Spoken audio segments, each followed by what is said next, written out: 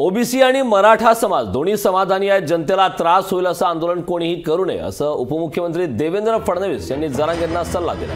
खरं तर ओबीसी आरक्षण आणि तसेच मराठा आरक्षण हे संपूर्ण आता एकत्र द्या अशी जरांगेंची मागणी होती। मात्र आता ओबीसी आणि मराठा समाज दोन्ही समाधानी असतानाच जनतेला त्रास होईल असं आंदोलन करू नका असं उपमुख्यमंत्री देवेंद्र फडणवीस यांनी म्हणत जरांगेंना सल्ला दिल्याचं पाहायला मिळतंय। 10% आरक्षणावरती मराठा समाजातील काही व्यक्ती हे समाधानी आहेत, काहींच्या तशा प्रतिक्रिया आल्या आहेत। मात्र मनोज जरांगे पाटील अद्याप ही सगळे सोयरेच्या भूमिकेवरती ठाम आहेत।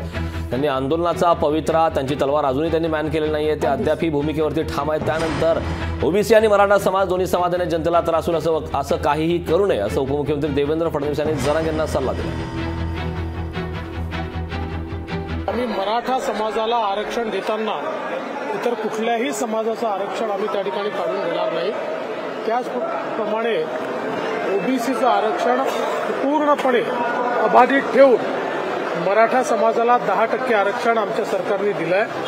आज ओबीसी समाजातही समाधान आहे आणि मराठा समाजातही आनंद आहे आणि त्यामुळेच दोन्ही समाजाचे लोक या ठिकाणी आलेले आपल्याला पाहायला मिळतात। लोकशाही मराठी ऐका, पहा, जागरूक रहा।